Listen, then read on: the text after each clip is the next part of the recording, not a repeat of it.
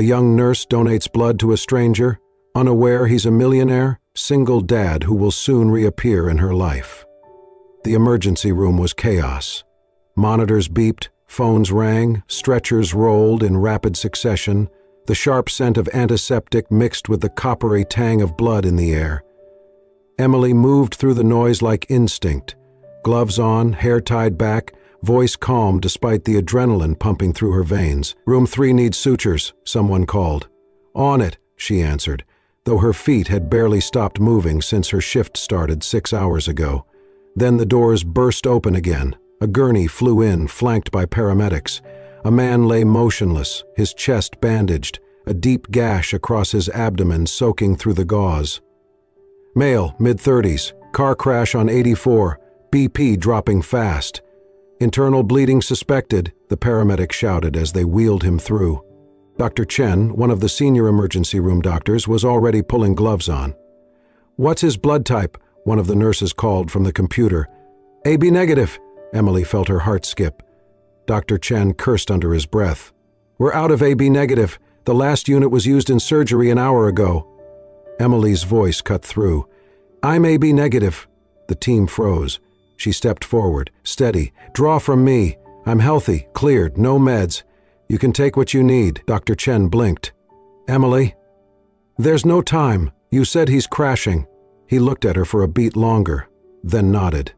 "Get her to transfusion, now." Emily followed without hesitation, her pulse matching the urgency in the room. As the needle slid into her arm, she watched the bag begin to fill with her blood. The nurse beside her asked quietly, "You sure about this? Donating in the middle of a shift?" Emily gave a small smile. "What's the alternative? Let someone die because it's inconvenient?" The nurse didn't argue. Moments later, her blood was being rushed into surgery. Emily sat in recovery for just 20 minutes before she was back on her feet, sipping water, head clear. She wasn't the type to rest when she knew someone's life still hung in the balance. She walked past the OR waiting area where she overheard a paramedic whisper to a colleague, "His daughter's 6. They were on their way home from her school recital. She's with a neighbor now, asking if her dad's going to be okay." Emily stopped, heart tightening. She never even saw his face, didn't know his name. All she knew was that he was a father, that there was a little girl out there who might lose the person she loved most in the world. She sat in the quiet break room for a moment longer, hands still tingling slightly, before she stood again, tying her hair back tighter. There were still patients to care for. By morning, the man was stable. He had made it through surgery. Emily was walking down the hallway when she saw Dr. Chen emerge from the OR, removing his gloves. He spotted her and nodded once. "You saved him." She gave a soft shrug. "I just did what anyone would do." But the look he gave her said otherwise. Emily turned back toward the nurse's station, letting the soft hum of the hospital swallow her once more. She had no idea who the man was. She didn't know his story, what he did, or where he was headed when life turned on him. All she knew was this: she had the power to keep his story from ending. And that was enough. The apartment was quiet. Emily shut the door behind her and leaned against it for a moment, letting the silence settle around her like a blanket. The hallway light buzzed faintly above. She didn't bother turning on anything else. She knew the layout by heart. Every creaky floorboard, every scuff mark on the cabinets, every corner that held traces of her solitude. She dropped her bag on the worn-out couch and slipped off her shoes, then made her way to the small kitchenette, filling a glass with water. Her reflection in the window above the sink stared back. Tired eyes, pale cheeks, hair pulled back in a messy knot. She looked exactly how she felt, used up, poured out, but somehow still standing. Her phone buzzed. "Maya, you alive?" Emily smiled faintly and typed back, "Emily, barely. Want to come over tomorrow? I need breakfast and brutal honesty." Maya, "Only if there's coffee." She put the phone down and curled up on the couch with a blanket and a heating pad, her body finally remembering it had limits. Her mind, however, kept circling, like it always did after nights like this. She thought about the man she had donated blood for, the little girl waiting for him, the way life could fracture so quickly, and how sometimes A stranger's blood might be the only thing holding someone together. She didn't need recognition. That wasn't why she'd done it.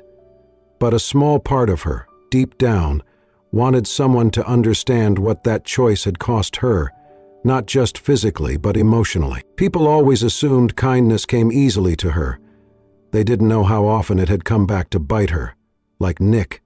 Her ex-boyfriend had once told her she was too selfless for her own good. At first, it had sounded like admiration, but over time it became a weapon. He took advantage of her generosity, borrowed money he never returned, asked her to rearrange her shifts for him, guilt-tripped her into staying when she was exhausted. The day she finally left was the day she realized being kind didn't mean letting yourself be broken. Still, even now, months later, a quiet ache lingered. Proof that giving your heart, even in good faith, didn't always end in gratitude. But Emily had never stopped giving. She just gave differently now, more carefully, more intentionally. Not because the world deserved it, but because she couldn't bear the thought of becoming cold. That would be losing herself entirely. The next morning, Maya showed up in pajama pants and with 2 muffins in hand. They sat cross-legged on the living room floor, sipping coffee from mismatched mugs.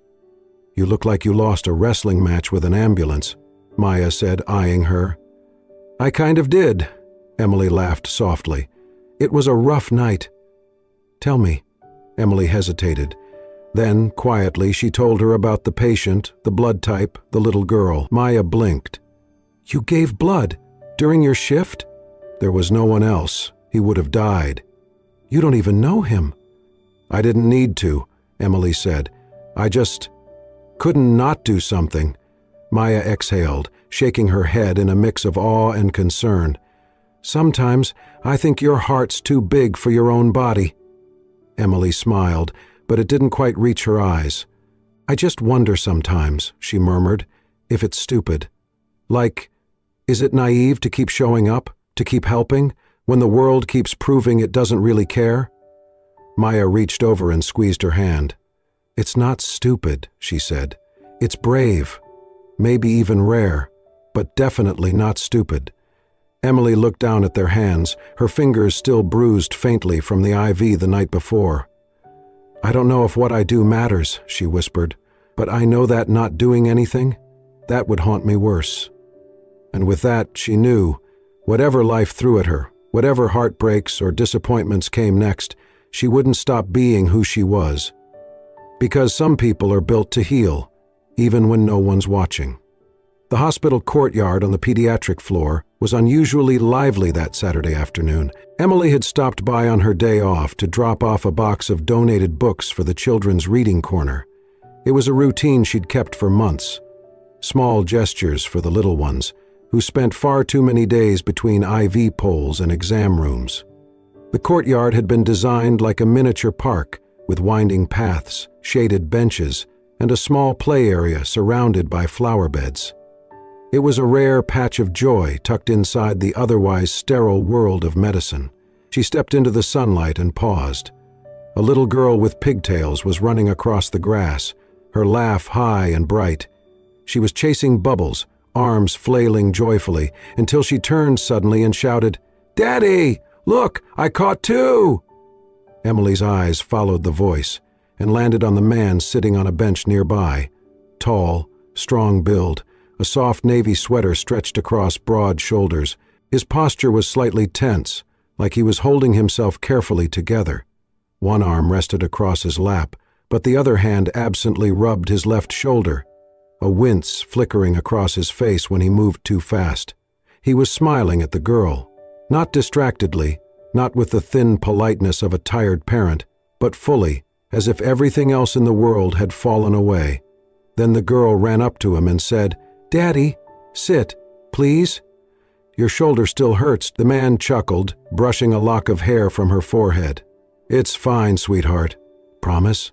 He paused, then lowered himself gently onto the bench. "Promise." Emily froze. There was something about him, something familiar, not in a superficial way, but deeper. A feeling in her gut that tugged hard at memory, Then she saw the bandage peeking out beneath the edge of his sweater, near the same shoulder he favored. It hit her. The blood transfusion, the car accident, the emergency surgery. It was him, the man she had donated blood for, the one whose daughter had waited, scared and alone, for her father to come back. She hadn't seen his face that night. He'd been unconscious, barely holding on, but now, seeing him here, alive and laughing, made her breath catch in her throat. She felt a strange, warm pressure build behind her eyes. He was here, whole, present. She could have turned away, could have walked past and let it remain a quiet truth known only to her. But instead, she stayed, watching, silently, not as a savior, but as a witness. After a moment, the man looked up and caught her gaze. Their eyes met. Emily's heart skipped. He offered a polite nod, the kind strangers exchange. She nodded back, but said nothing. She wasn't sure she could. Not yet. A nurse stepped out to call the little girl's name, Sophie, for her checkup. The man stood slowly, wincing again as he adjusted his shoulder. Then he took Sophie's hand and they walked toward the pediatric wing. Emily stayed behind, watching their silhouettes disappear through the sliding glass doors, her hand pressed lightly to her chest, as if trying to still the quiet tremor building there. She hadn't planned on this, hadn't planned on feeling anything, but something in that moment, his smile, his softness with his daughter, the fact that he was walking and breathing because of what she had done, made her feel something stir inside her, something she hadn't felt in a long, long time. Hope. Not the kind that asked for love, just the kind that whispered maybe. Maybe life could give back in ways she didn't expect. Maybe goodness did circle back around, quietly, without ceremony, in the form of a little girl with bubbles and a father learning to laugh again. Emily turned and walked slowly toward the staff exit, her steps lighter than before. She didn't know his name, he didn't know hers, but somehow their stories had already touched, and that truth pulsed quietly inside her like a second heartbeat. They began running into each other more often, sometimes in the hallway outside pediatric recovery, other times near the hospital cafe, where the line was always too long and the coffee always a little burnt. Each encounter started with a polite nod, a passing smile, and gradually turned into pauses, short conversations, and eventually intentional visits. Liam wasn't like the other parents Emily interacted with. He didn't try to impress or overshare. He didn't ask prying questions. He simply listened. She liked that. And Liam, for his part, was surprised by how easy it was to talk to her. There was something disarming about Emily. Maybe it was her calm, or the way she never looked at him like he was supposed to be someone else. With her, there was no performance, no titles, just breath and space and sincerity. One afternoon, they found themselves sitting side by side on a bench outside the children's wing. Sophie was inside, coloring with volunteers, and Liam had a few minutes to himself. Emily was on break, a cup of lukewarm tea in her hands. They didn't say much at first. Then Liam turned to her and asked softly, "Do you believe everything happens for a reason?" She considered the question for a moment, then replied, "I believe some things happen without reason, and we give them meaning afterward, because otherwise it's just pain without purpose." He nodded slowly. "My wife died 3 years ago," he said, voice low, steady. "Car accident. It was sudden. Sophie was just 3 at the time." Emily looked at him, not with pity, but with quiet understanding. "I didn't know how to breathe after that," Liam continued, "let alone raise a child. I shut everything out, work, people, emotions. I became a machine, just moving through motion, until the crash a few weeks ago." He hesitated, rubbing his left shoulder instinctively. "They told me I almost didn't make it, internal bleeding. If help had come a minute later—" Emily swallowed, heart tightening. "But someone gave blood," he said, his voice softening. "Someone saved me, and I don't even know who." She looked down at her hands. "I don't remember much from the ambulance," he went on, "but I remember hearing a nurse say, 'There's a little girl waiting for him. Don't let him go.' That stuck with me. It felt like someone out there believed I was still worth saving. Silence stretched between them. Then, almost involuntarily, Emily reached out and gently touched his shoulder, the one he always guarded. Beneath the thin layer of his shirt, she felt the edge of the surgical scar. Faint, raised, healed, but still there. He turned toward her slightly, surprised by the touch, but didn't pull away. She said softly, "Some people survive because of medicine, others because someone stayed." He met her gaze. "Maybe both," he said. Her fingers lingered just a second longer, then dropped gently into her lap. She still didn't tell him, not yet. Not because she wanted to hide, but because, in that moment, it didn't feel like it belonged to her anymore. The story was his now, his life, his second chance.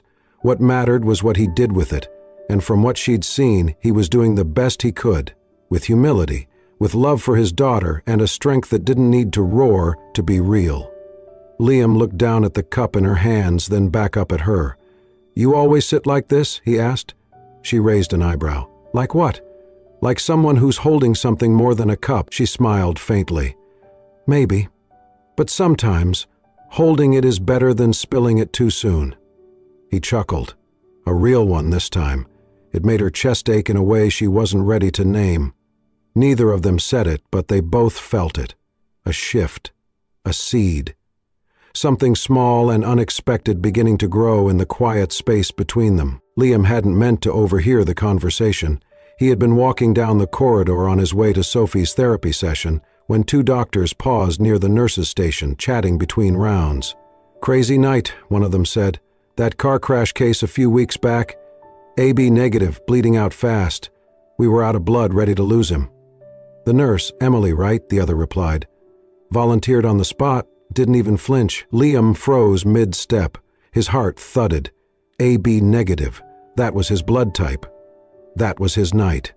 He turned slowly, eyes scanning the hallway like he was seeing it for the first time. The colors seemed brighter, the air heavier. Emily.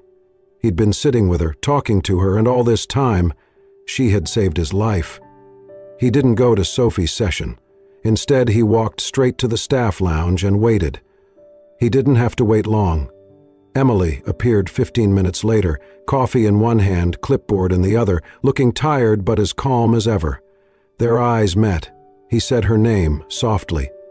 "Emily." She paused. "Liam." "I need to ask you something," he said, voice lower now. She nodded slowly, placing the clipboard down on the counter.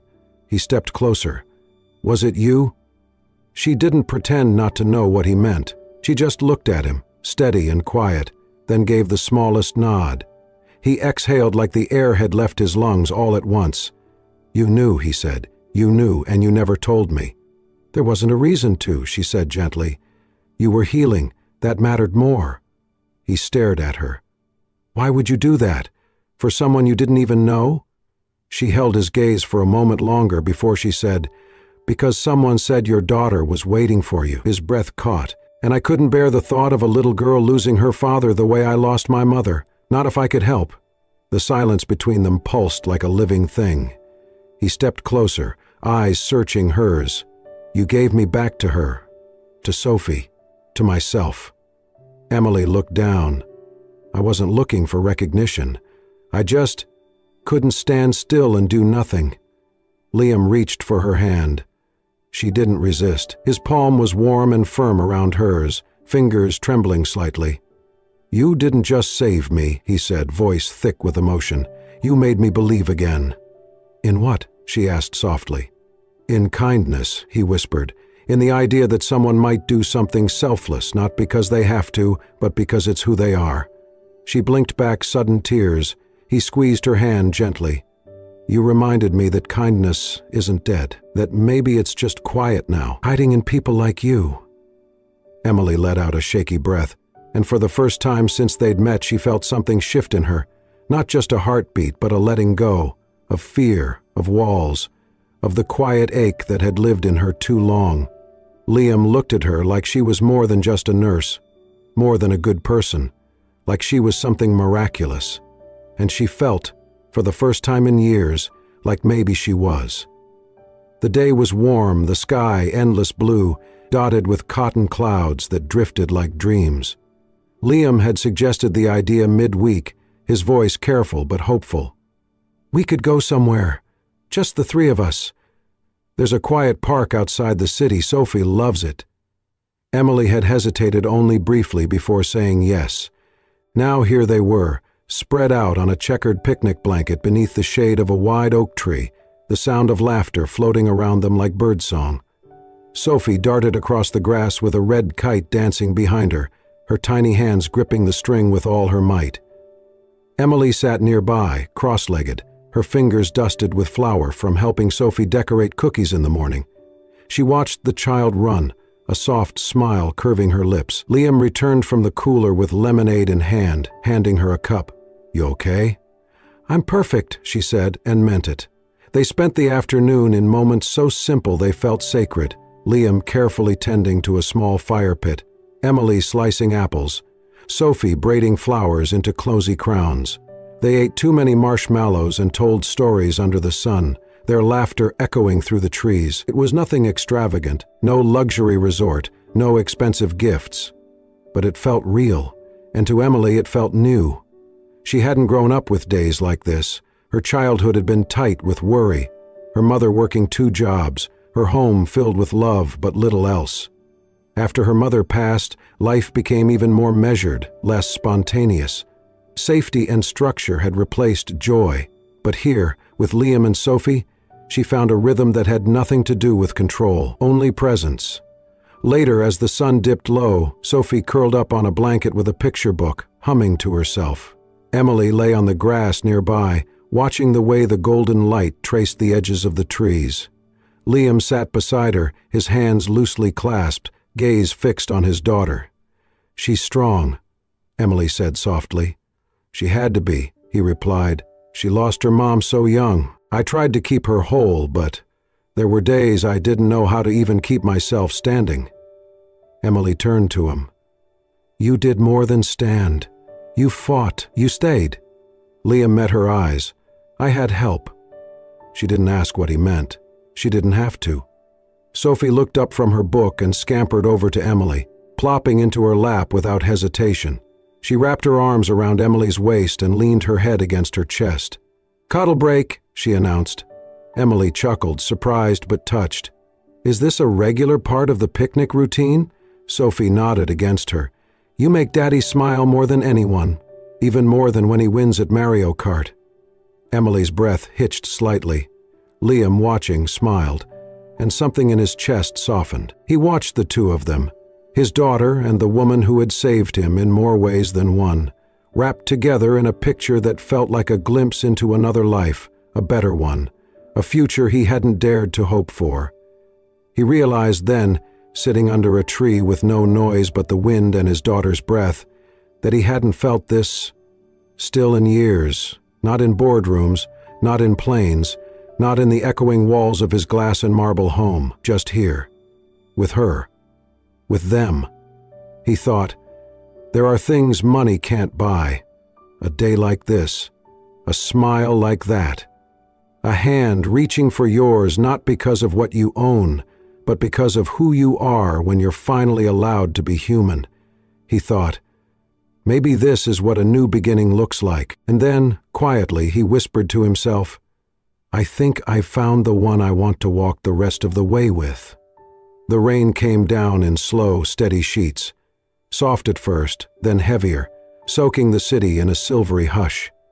Emily hadn't planned to come by the hospital that evening, but something had tugged at her. A nurse's instinct, maybe, or something deeper. She had stopped by the nurse's station to drop off paperwork when she overheard two residents talking near the records room. Case from last year, internal bleeding near fatal, one said.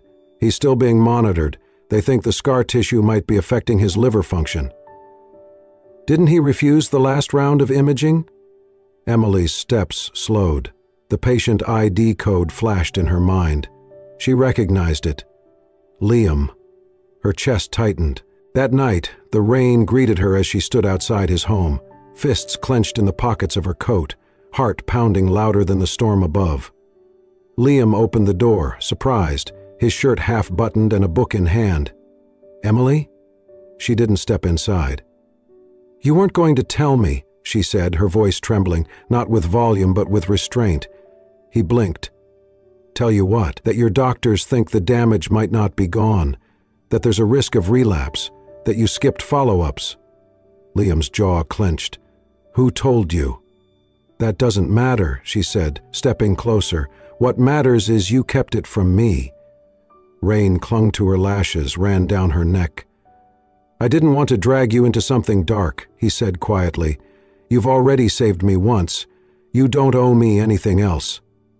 "I'm not doing this because I owe you," she snapped. "I'm here because I care." He hesitated. "Emily?" She stepped forward. "You think I stayed by your side out of pity. You think I gave blood to a stranger because I felt sorry for him." He looked away. "I did it," she whispered, voice cracking, "because someone told me a little girl was waiting for her dad, because I couldn't bear the thought of kindness leaving this world one person sooner." Liam's shoulders sagged. "I didn't want you to feel trapped," he said, barely audible over the rain. "You deserve a life that isn't shadowed by what-ifs, a partner who doesn't come with warning labels." "And you think I haven't had loss? That I don't know what fear feels like?" Her eyes searched his, tears now mixing with the raindrops. "You think I would choose someone safe over someone true?" He didn't answer. He couldn't. She stepped back, hurt blooming across her face. "You keep pushing me away to protect me, but maybe what you're really protecting is your own fear of being loved when you feel broken." Liam's chest rose and fell rapidly, emotion tangled in every breath. The rain soaked them both now, his shirt plastered to his skin, her hair curling with dampness. The world blurred around them, but neither moved. Then, suddenly, he reached out. His hands found hers, wet, trembling, real. "Then don't go," he said, his voice raw. "Please. I don't want to just survive anymore, Emily. I want to live. With you." Her breath caught. "I don't care what the future holds," she said, her voice fierce through her tears. "I just care that we face it together." He pulled her into his arms, and there, in the middle of the storm, two souls found shelter in each other. Not in perfection, not in guarantees, but in truth, and love, and the quiet miracle of choosing to stay. 1 year later, the hospital courtyard had never looked more alive. The space was transformed with white canopies, string lights, and soft music playing over portable speakers. Banners reading, "A Drop of Hope, Annual Blood Drive and Celebration of Life," swayed gently in the spring breeze. Balloons floated beside information booths, and volunteers handed out red ribbons symbolizing life given and life received. Emily stood near the stage, clipboard in hand, her heart full. Her scrubs were replaced with a soft blue dress, hair tied back simply, but her spirit still bore the quiet strength of someone who knew exactly why today mattered.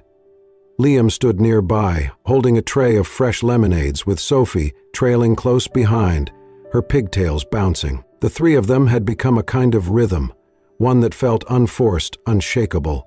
What had started as a single act of compassion had bloomed into something far greater. Their blood drive, once a quiet effort, had grown into a community initiative, Project A Drop of Hope. It connected donors to patients, created support groups for families, and offered education and resources about rare blood types and emergency response. Hospitals in nearby counties had begun to replicate it. Donors wrote letters to recipients. Lives were being saved, but even more, hearts were being changed. As people settled into their seats near the small stage, Emily looked out over the crowd, doctors, patients, nurses, survivors, volunteers, and felt an ache in her chest that could only be described as joy. She stepped to the microphone. "Thank you," she began, her voice steady despite the emotion rising behind it. "Not just for being here, but for believing. A year ago this was just an idea. Today, it's a movement." Applause followed, warm and sincere. She smiled, then turned to Sophie, who was standing beside her, clutching a piece of paper with tiny fingers. Sophie looked up at Emily for reassurance. "You ready, sweetheart?"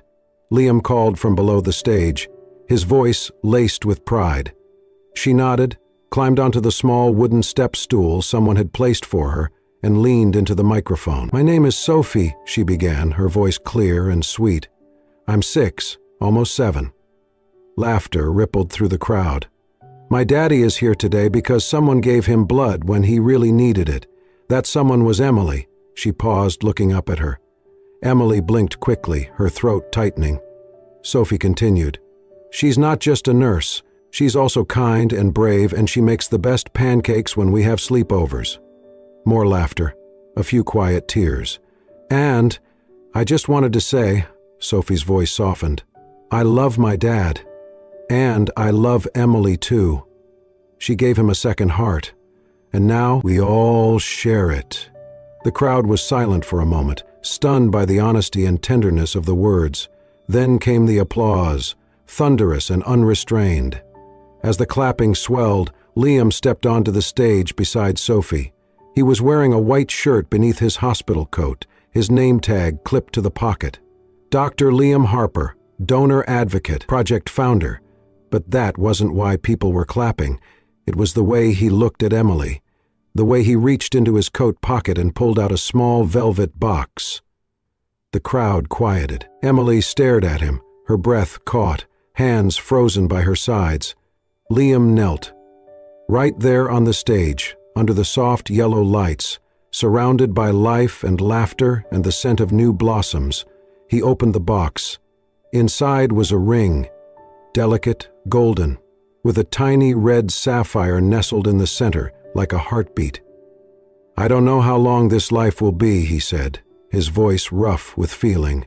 "I've had enough close calls to know time isn't guaranteed." He looked up at her, eyes shining.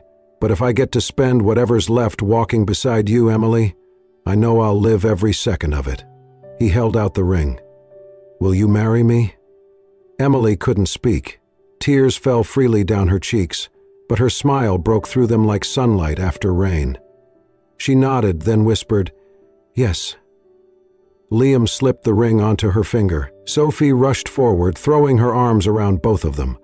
The crowd rose in a standing ovation, cheers mixing with quiet sniffles and grateful hearts. In the distance, someone rang the symbolic bell they used to mark each successful transfusion. A tradition started the day Liam walked out of surgery alive, and under the soft canopy of lights, Emily looked out at the people gathered, strangers and loved ones alike, knowing this wasn't just the end of a journey. It was the beginning of a home, a life forged not from wealth or perfection, but from sacrifice, resilience, and one drop of hope. A love story that had started with blood and ended with a heartbeat shared by 3, together. Forever. Sometimes, the smallest act, one quiet moment of compassion, can become the turning point of an entire life. Emily gave a drop of blood, and unknowingly gave a father back to his daughter, a man back to his future, and herself a love she never expected. In a world that often forgets the beauty of kindness, this story reminds us that healing, hope, and love often begin in the most unexpected places. If this story moved your heart, please consider liking, sharing, and subscribing to Soul-Stirring Stories, where every tale is a reminder that even the quietest choices can echo for a lifetime. Until the next story, keep believing in love that heals and kindness that endures.